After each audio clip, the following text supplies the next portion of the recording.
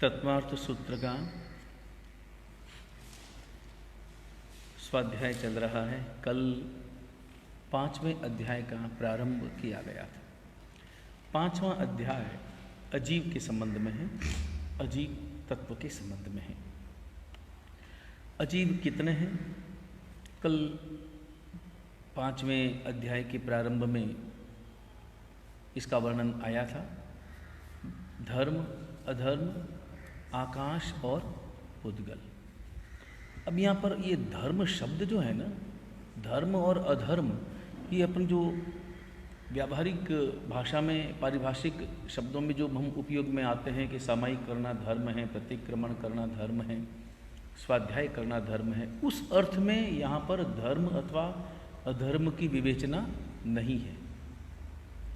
यहाँ धर्म और अधर्म शब्द दोनों ही अपने आप में एक उपकार की अपेक्षा से है।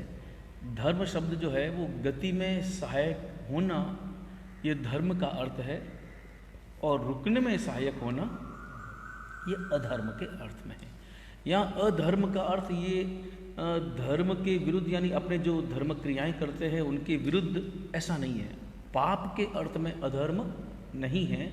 यहाँ गति, जिस अर्थ गति धर्म के अर्थ में, धर्म का अर्थ गति है, तो ठीक उसी प्रकार जिसका अर्थ गति नहीं है, इसका अर्थ रुकना, उसके अर्थ में अधर्म शब्द का यहाँ उपयोग किया गया है।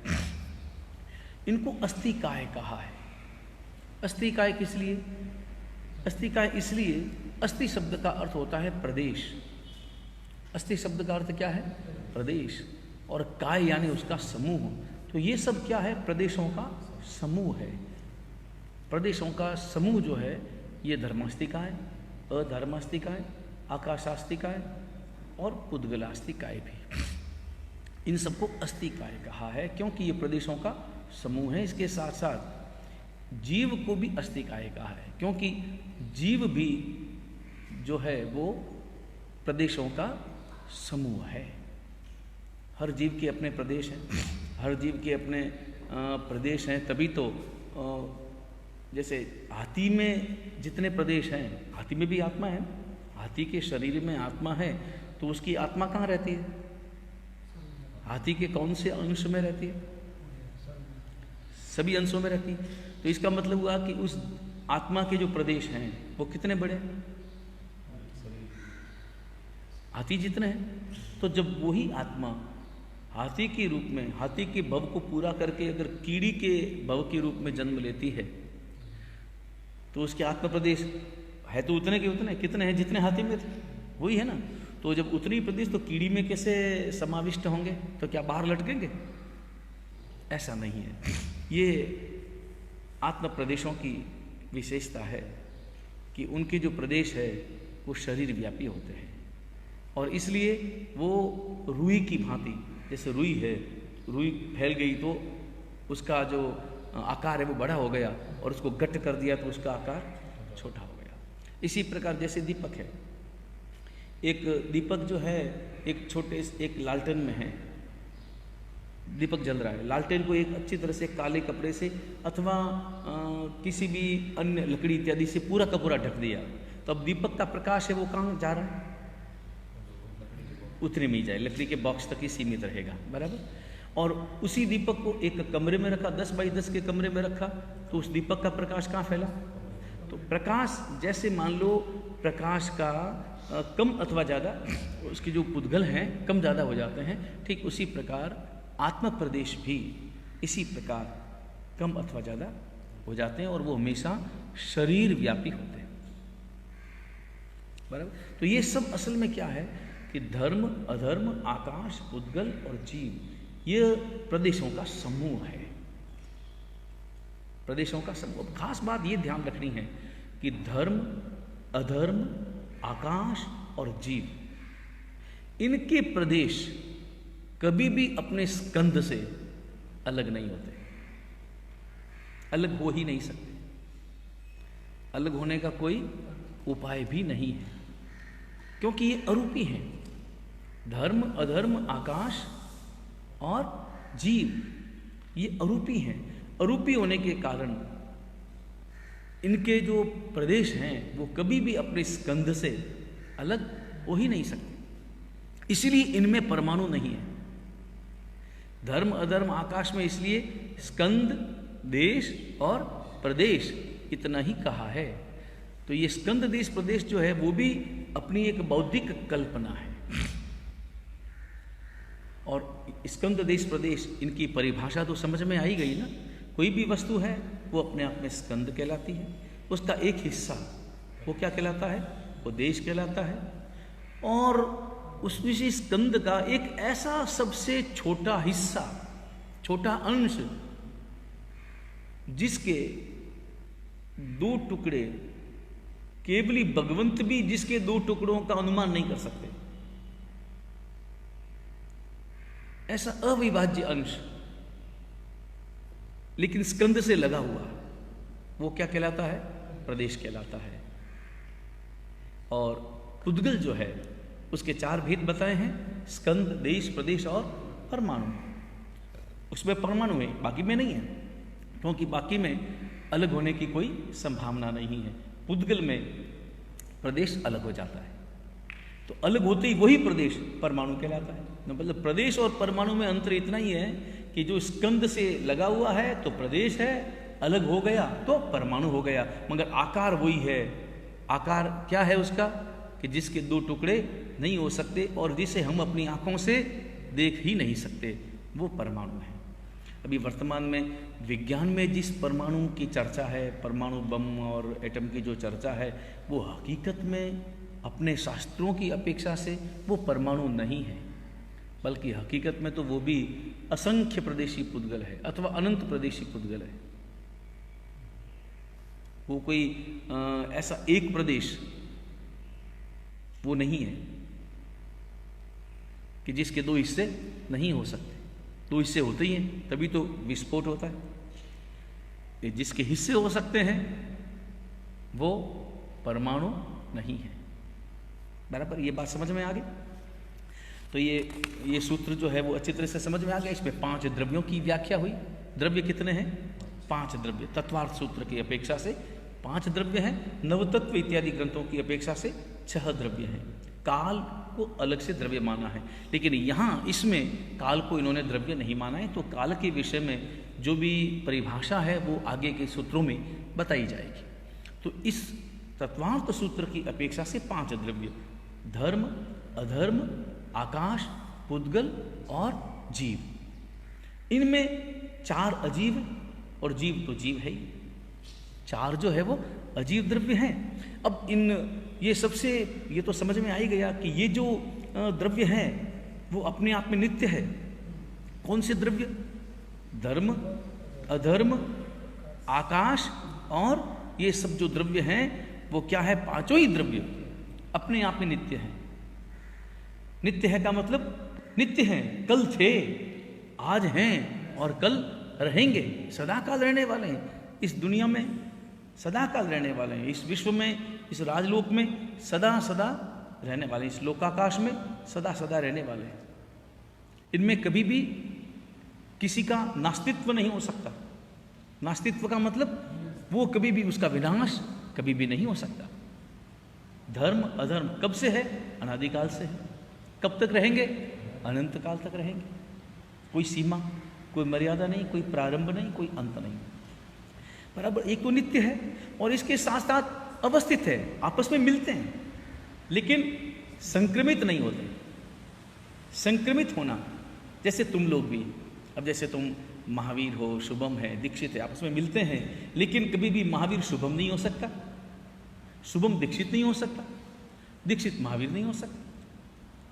आपस में मिलते हैं, लेकिन जैसे उदाहरण के लिए अपनी काया देख लो, जैसे मैं हूँ, जैसे तुम हो, तो तुम्हारा क्या स्वरूप है, तुम्हारे पास में कौन सा तत्व द्रव्य है, जीव भी है और पुद्गल भी है।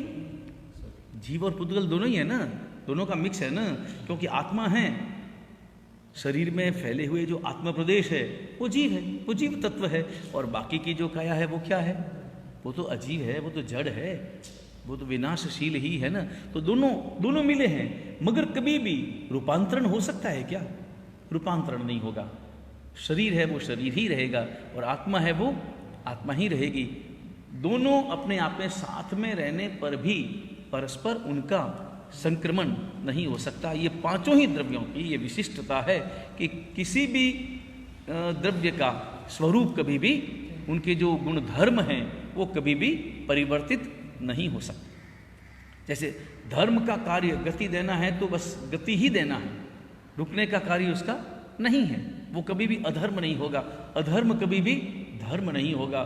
आकाश कभी भी उद्गल नहीं होगा। तो ये अपने आप में स्वतंत्र पांचों ही द्रव्य हैं।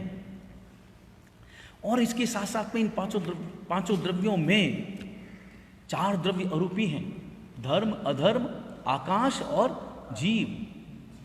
ये क्या हैं? अरूपी हैं। अरूपी शब्द का अर्थ क्या? अपन तो क्या है कि जो नजर नहीं आता उसे अरूपी कह देते हैं। अपन क्या कहते हैं कि जो आंख से नजर नहीं आता वो अरूपी है। लेकिन यहाँ अरूपी शब्द की व्याख्या है जो किसी भी इंद्रिय से ग्राह्य नहीं हो सकता। केवल चक्षु इंद्रिय की ही बात नहीं है, लेकिन श्रोतेंद्रिय, स्पर्शनेन्द्रिय, घ्राणेन्द्रिय और पांचों ही इंद्रियां, रसनेन्द्रिय, इन पांचों ही इंद्रियों के द्वारा जिसका ग्रहण हो ही नहीं सकता, जिसका ज्ञान नहीं हो सकता, वो अरूपी है। जो वर्ण, गंध, रस, स्पर्श इन सब से सर्वथा रहित है, जिसमें ये गुण है ही नहीं। न तो उसका कोई वर्ण है। धर्म, अधर्म, आकाश। अब आकाश का क्या वर्ण है? ये जो तुम्हें ऊपर ऊपर नीली छतरी नजर आती है ना, वो हकीकत में कोई नीला वर्ण नहीं है। आकाश का कोई वर्ण नहीं है। आकाश का वर्ण हो ही नहीं सकता। आकाश का वर्ण अगर नहीं हो, केवल दिखाई देता है, ऐसा एक भ्रम है। वो केवल और केवल प्रदेशों का समूह है। लेकिन अगर वर्ण दिखाई देता तो यहां भी दिखाई देता। वर्ण है ही नहीं। आकाश का कोई वर्ण नहीं है। धर्म, अधर्म, आकाश और जीव, इनका कोई भी वर्ण नहीं है, रस नहीं है, गंध नहीं है और स्पर्श भी नहीं है। क्योंकि वर्ण, गंध, रस, स्पर्श किस में होते हैं? केवल और केवल पुद्गल में ही होते हैं। जो आगे के सूत्रों में जब पुद्गल की व्याख्या की जाएगी तो वहां पर अच्छी तरह से समझाया जाएगा। तो ये चार जो द्रव्य हैं वो क्या हैं? अरूपी। तो फिर रूपी कौन है? पुद्गल। पुद्गल जो है वो क्या है? रूपी हैं। पुद्गल हमें नजर आते हैं। और एक और विशेषता है कि धर्म, अधर्म और आकाश, इनके कभी भी टुकड़े नहीं होते, एक ही है। धर्मास्तिकाय पूरा एक, अधर्मास्तिकाय पूरा एक, और इसी प्रकार आकाशास्तिकाय जो है वो भी अपने आप में एक। बराबर। अब इसी प्रकार बाकी जो हैं, जैसे पुद्गल और जीव। पुद्गल और जीव अनेक है। पुद्गल और जीव क्या है? वो अनेक है। जीव भी अलग अलग जीव हैं, तो अलग अलग जीव, अलग अलग आत्माएं, तो अनेक। और कितनी आत्माएं कि अनंत है। और इसी प्रकार पुद्गल जो है वो भी अलग अलग स्कंद की अपेक्षा से वो भी क्या है? वो भी अनंत है। लेकिन धर्मास्तिकाय, अधर्मास्तिकाय और आकाशास्तिकाय जो है वो एक एक ही है। बराबर। इनके जो अपन स्कंद इत्यादि के जो भेद करते हैं, स्कंद, देश और प्रदेश, वो केवल और केवल बुद्धि की कल्पनाओं के आधार पर ही उसी एक द्रव्य की अलग अलग अपेक्षाओं से उनके जो है वो भेद करते हैं। लेकिन उनको, देश को कभी भी धर्म, अधर्म और आकाश, इनके स्कंद से देश को या प्रदेश को अलग नहीं किया जा सकता। देश को भी अलग नहीं किया जा सकता, अलग हो ही नहीं सकते। बराबर। अब यहां पर इसके साथ साथ ये भी बात बताते हैं कि धर्मास्तिकाय, अधर्मास्तिकाय और आकाशास्तिकाय ये निष्क्रिय भी हैं। निष्क्रिय का अर्थ क्या है? वो स्वयं अपने आप में कुछ नहीं करते हैं। उनमें गति नाम की कोई क्रिया नहीं है। गति नाम की कोई क्रिया नहीं है। वो गमनागमन नहीं करते हैं, उस क्रिया का अभाव है। लेकिन जो द्रव्य की व्याख्या है, जो आगे बताया जाएगा, आगे सूत्र आएगा, उत्पाद व्यय द्रव्य युक्तम सत। ये सत यानी ये जो सत्व की जो व्याख्या है, द्रव्य की जो व्याख्या है कि उसमें उत्पाद है, व्यय है और द्रव्य है, ये जो व्याख्या है वो व्याख्या इनमें भी लागू होती। इनमें भी लगातार उस प्रकार का जो पर्याय परिवर्तन है, पर्याय की अपेक्षा से जो उत्पाद व्यय है वो लगातार इसमें होता है। लेकिन यहाँ निष्क्रिय शब्द का अर्थ है उनमें कोई भी गति इत्यादि गमनागमन इत्यादि की कोई क्रिया नहीं है। इनके प्रदेश कितने हैं? अब यहाँ पर ये तो बता दिया कि ये अस्तिकाय है, धर्म अधर्म और आकाश ये सब क्या है? अस्तिकाय। पुद्गल भी है और सब अस्तिकाय हैं, पांचों ही अस्तिकाय हैं। धर्मास्तिकाय, अधर्मास्तिकाय, आकाशास्तिकाय, पुद्गलास्तिकाय और जीवास्तिकाय। अस्तिकाय का अर्थ क्या मैंने बताया? अस्ति यानी प्रदेश, काय यानी समूह, प्रदेशों का समूह। तो सभी प्रदेशों का समूह ही है। प्रदेश यानी वो छोटा सा हिस्सा। तो वो छोटे छोटे कण इकट्ठे होकर के तो देश बनेंगे ना। हमेशा नियम है, छोटे छोटे कण, बारीक कण जिसके दो हिस्से नहीं हो सकते, दो हिस्से हो गए वो देश हो गया, वो अपने आप में देश हो गया। किसी अपेक्षा से वो स्कंद भी हो गया। मूल वस्तु की अपेक्षा से विचार करेंगे, मूल वस्तु से वो हिस्सा अलग हुआ तो उसको देश कहेंगे, लेकिन वो उसको छोड़कर, मूल वस्तु को छोड़कर वो स्वतंत्र कहेंगे, वो अपने आप में स्कंद है। तो छोटे छोटे जो कण हैं वो क्या है? ऐसे कण जिसके दो हिस्से नहीं हो सकते हैं, वो प्रदेश है। तो ऐसे प्रदेशों का समूह देश है, और ऐसे ही प्रदेशों का जो समूह है, बड़ा समूह जो है वो क्या कहलाता है? वो स्कंद कहलाता है। तो अब यहाँ पर बात कहाँ से प्रारंभ होती है? प्रदेश से। तो भाई किसके कितने प्रदेश हैं? धर्म के प्रदेश कितने हैं, अधर्म के प्रदेश कितने हैं, आकाश के और इन सब के प्रदेश कितने हैं, पुद्गलों के प्रदेश कितने हैं, वो जरा हमें बताइए। तो वो यहाँ पर बताते हैं, पांचों ही द्रव्यों के प्रदेश बताते हैं कि भाई धर्म, धर्मास्तिकाय, अधर्मास्तिकाय और जीवास्तिकाय, इनके जो प्रदेश है वो असंख्य है। इनके कितने प्रदेश हैं? असंख्य प्रदेश हैं, अनंत नहीं है। क्या कहा है? असंख्य प्रदेश हैं। किनके? धर्मास्तिकाय और अधर्मास्तिकाय के प्रदेश जो हैं वो असंख्य है। अब इनको असंख्य क्यों कहा, अनंत क्यों नहीं कहा? अनंत कहते तो सर्वत्र होता।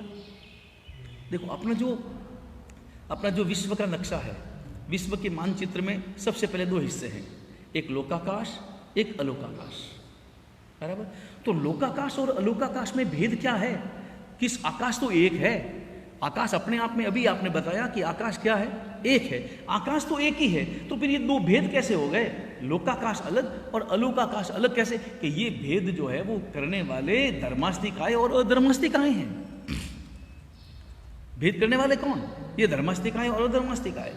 तो धर्मास्तिकाय अधर्मास्तिकाय जो है वो जहां है वो लोकाकाश, जहां नहीं है वो अलोकाकाश। तो ये भेद किसने किया? धर्मास्तिकाय और अधर्मास्तिकाय ने किया। इसलिए चूंकि धर्मास्तिकाय अधर्मास्तिकाय जो है वो कहाँ है? वो लोकाकाश में है, वो लोकाकाश में ही हो सकते हैं, उससे बाहर वो नहीं है। और जीवास्तिकाय स्वाभाविक रूप से वो कहाँ है? वो भी लोकाकाश में। तो यहां पर बताते हैं कि धर्मास्तिकाय और अधर्मास्तिकाय के जो प्रदेश हैं वो असंख्य प्रदेश हैं, बराबर। प्रदेश असंख्य हैं। जीवास्तिकाय के कितने हैं? वो भी अपने आप में असंख्य प्रदेश हैं। जीव भले अनंत हैं, मगर हर जीव के जो प्रदेश हैं वो असंख्य है। और ये भी बात समझना कि हाथी जैसा विशाल प्राणी, उसके जितने आत्म प्रदेश हैं, जितने उतने ही आत्म प्रदेश चींटी के भी है। चींटी के आत्म प्रदेश भी उतने ही हैं, उसमें कभी भी कम ज्यादा नहीं हो सकता। इस अपेक्षा से विचार करेंगे तो धर्मास्तिकाय, अधर्मास्तिकाय और जीवास्तिकाय, इन तीनों के जो प्रदेश हैं वो एक समान है। तीनों के एक समान, कहीं कोई कम ज्यादा नहीं है। तो ये तीनों के प्रदेश समझ में आ गए। मगर आकाश के प्रदेश अलग है। आकाश के प्रदेश अनंत है। आकाश के प्रदेश अनंत है। तो ये आकाश के प्रदेश अनंत किस अपेक्षा से? अपेक्षा से लोकाकाश और अलोकाकाश। लोकाकाश में जितने, लोकाकाश वाला जो आकाश है उसमें तो असंख्य प्रदेश ही हैं, लेकिन अलोक में जो आकाश है उसके वो अनंत प्रदेशी हैं। इसलिए दोनों को जब मिक्स करके कहा गया, क्योंकि यहाँ आकाश को तो एक ही माना है, तो मिक्स करके जब कहते हैं तब अनंत प्रदेश, अनंत प्रदेशात्मक आकाश है ऐसा कहा जाता है। अगर केवल लोकाकाश की व्याख्या करेंगे, लोकाकाश की अपेक्षा से कहेंगे तो कहेंगे कि लोकाकाश की अपेक्षा से उसके जो प्रदेश हैं वो असंख्य हैं, बराबर। अब चले आगे बढ़ते हैं। अब यहाँ पर देखो धर्मास्तिकाय के, अधर्मास्तिकाय के, जीव के और आकाश के प्रदेशों की संख्या बता दी। अब बचा कौन सा द्रव्य? पुद्गल बचा। अब पुद्गल के प्रदेश कितने हैं? तो अगला सूत्र है संख्येयाश्च पुद्गलाना। अब इसमें दो बातें कही, संख्य और असंख्य। च शब्द से क्या लेना? च शब्द से पिछली अनुवृत्ति आएगी। पिछले सूत्र में आकाशस्य अनंतः कहा है, अनंत कहा है, तो इसका अर्थ हुआ कि असंख्य भी है, असंख्य भी है और अनंत भी है। देखो पुद्गल का जो स्वभाव है वो अपने आप में अलग है, अद्भुत है, क्योंकि पुद्गल जो है वो क्या है? पुद्गल जो है वो क्या है? वो रूपी है। तो पुद्गल तो अनंत है। तो कोई पुद्गल संख्यात प्रदेश वाला है और कोई पुद्गल असंख्यात प्रदेश वाला है और कोई पुद्गल अनंत प्रदेश वाला है, अलग अलग है। फिर इसके बाद में उनका ट्रांसफर भी हो जाता है, बदल जाते हैं। कब कौन सा पुद्गल इसमें से निकल करके उसमें जुड़ जाएगा, उसमें से निकल करके उसमें जुड़ जाएगा, कौन सी किस स्कंद से जुड़ जाएगा, किस देश से जुड़ जाएगा, इस प्रकार की गति जो है वो उसमें होती रहती है। और कोई पुद्गल द्रव्य जो है संख्यात प्रदेश वाला है, मतलब 2-3 प्रदेश वाला ही है। ऐसा भी हो सकता है सूक्ष्म हो, जिसमें केवल 2-3 ही प्रदेश हो, 4-5 ही प्रदेश हो, 100 प्रदेश हो। कोई 100 करोड़ वाला है, कोई हजारों करोड़ वाला है, और कोई तो असंख्य प्रदेश वाला है, गणना ही नहीं हो सकती। और कोई स्कंद जो है वो अनंत प्रदेश वाला भी पुद्गल है। इस संसार में पुद्गलों की अपने आप में, क्योंकि पुद्गल जो है ना थोड़ा सा अंतर है, धर्मास्तिकाय, अधर्मास्तिकाय और आकाशास्तिकाय, ये तीनों में संकोच और विस्तार की कोई स्थिति नहीं है। वो कोई क्रिया उनमें नहीं हो सकती है। संकोच करना, छोटा हो जाना, विस्तार, इस प्रकार की कोई क्रिया किसमें नहीं है? धर्म, अधर्म और आकाश में नहीं। वो जैसे हैं बस वैसे ही हैं, जितने हैं उतने ही हैं। असंख्यात प्रदेशी हैं तो बस वही है, उसमें कभी भी छोटा बड़ा होने का कोई भाव, उनकी कोई क्रिया उसमें हो ही नहीं सकती, बराबर। और क्योंकि वो एक ही है। और संपूर्ण ये धर्मास्तिकाय और अधर्मास्तिकाय जो है वो अगले सूत्र में बताया जाएगा कि संपूर्ण जो लोकाकाश है उसमें व्याप्त है, बराबर। लेकिन ये दो द्रव्य ऐसे हैं, एक जीव द्रव्य और एक पुद्गल द्रव्य। ये दो द्रव्य ऐसे हैं जिनमें संकोच और विस्तार की क्रिया लगातार चलती है। और तभी तो उतने ही आत्मप्रदेश हाथी में और उतने ही आत्मप्रदेश चींटी के शरीर में भी। आत्मप्रदेश उतने के उतने। वहां पर हाथी के शरीर को जब प्राप्त किया जीव ने, विस्तार, चींटी के शरीर को प्राप्त किया, उतना विस्तार। संकोच और विस्तार, ये जो उसकी जो क्रियाएं हैं वो जीव में भी हैं और इसके साथ साथ किस में है? पुद्गल में भी होती। ये अपन देखते हैं पुद्गलों की जो संकोच विस्तार की जो भूमिका है वो दीपक के माध्यम से देखते हैं, क्योंकि दीपक का प्रकाश जो है वो क्या है? पुद्गल है। तो दीपक का प्रकाश अगर मान लो एक फुट बाई 1 फुट के किसी बॉक्स में रखो तो दीपक का प्रकाश उतना फैलेगा। 5 बाई 5 के किसी अन्य छोटे से कक्ष में रखो तो उतना फैलेगा। 10 बाई 10 के कक्ष में रखो तो उतना फैलेगा। 40 बाई 40 के हॉल में रखो तो उतना फैलेगा, बराबर। तो पुद्गल और जीव का ये स्वभाव है कि उनमें लगातार संकोच और विस्तार लगातार होता है, बराबर। चूंकि धर्मास्तिकाय, अधर्मास्तिकाय और आकाशास्तिकाय वो अरूपी द्रव्य है, तो उनमें कभी भी संकोच और विस्तार की कोई क्रिया उसमें होती नहीं है। जबकि पुद्गल द्रव्य के जो भी प्रदेश हैं वो मूल अपने स्कंद से, मूल द्रव्य में से अलग भी होते हैं, इकट्ठे भी हो जाते हैं। इस आधार पर किसी एक स्कंद में से पुद्गल निकला, कोई प्रदेश निकला, दूसरे स्कंद में जुड़ गया वो देश जुड़ गया देश। इस प्रकार लगातार छूटने और अलग अलग होने की और वापस जुड़ने की क्रिया किस में चलती रहती है? पुद्गलों में लगातार चलती है। इसलिए कौन से स्कंद में कितने प्रदेश हैं अनियत है, निश्चित नहीं हो सकते, क्योंकि उसमें कम ज़्यादा लगातार होते रहते हैं। किसी स्कंद में कभी संख्यात प्रदेश होते हैं, कई बार असंख्यात, और कई बार उसमें अनंत प्रदेश भी होते हैं। चलो यहाँ तक का समझ में आ गया। अब यहाँ पर परमाणु के संबंध में बताते हैं। नाणोहो यानी न अणोः, अणु में प्रदेश नहीं है। वो तो हो ही नहीं सकता है ना, अपन समझ ही सकते हैं ना। परमाणु में प्रदेश कैसे होंगे? वो एक प्रदेश यानी अत्यंत वो अविभाज्य हिस्सा, वही तो प्रदेश कहलाता है। वही और वही अलग हो गया, अपने स्कंद से अलग हुआ, तो वो क्या कहलाएगा? वो परमाणु कहलाएगा। तो परमाणु में प्रदेश ज्यादा हो ही नहीं सकते। अगर परमाणु में प्रदेश होंगे, वो अपने आप में स्वयं अविभाज्य अंतिम अंश है, दो संख्या ही वहां नहीं है। अगर दो प्रदेश इकट्ठे हो गए तो वो परमाणु नहीं रहा, क्योंकि वो दो हिस्से हो गए। जिस हिस्से हो सकते हैं, जिसके टुकड़े हो सकते हैं, वो प्रदेश नहीं है। और परमाणु में दो हिस्से नहीं हो सकते हैं। इसलिए यहां पर ये बताते हैं कि परमाणु जो है वो अपने आप में अविभाज्य अंतिम अंश है और उसके कोई प्रदेश नहीं होते हैं। और इसे केवल विशिष्ट ज्ञान के बल से कोई केवल ज्ञानी भगवंत ही देख सकते हैं, अन्यथा और कोई देख नहीं सकता।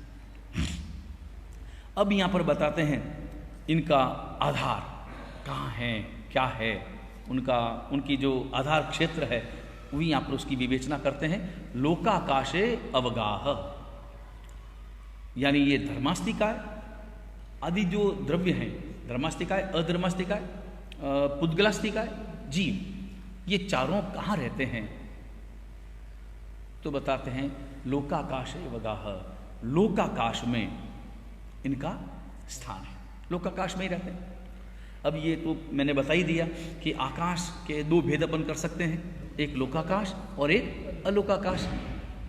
तो उसमें लोकाकाश में ही रहते हैं, और लोकाकाश में ही रहते हैं, अलोकाकाश में रह ही नहीं सकते। अगर अलोकाकाश में अगर रह जाएंगे तो वो भी लोकाकाश ही कहलाएगा ना, क्योंकि लोकाकाश की व्याख्या ही वही है कि जहां धर्मास्तिका है, अधर्मास्तिका है, जहां रहते हैं, जहां हों वो लोग हैं।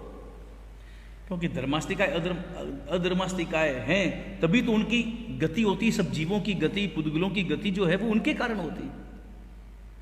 अलोक में इनकी गति है, अलोक में कोई जा सकते हैं? कोई नहीं जा सकता। अलोक में कुछ भी नहीं है, सिवाय आकाश के कुछ भी नहीं है। कोई जीव नहीं, एकेंद्रिय बेंद्रिय कुछ नहीं है।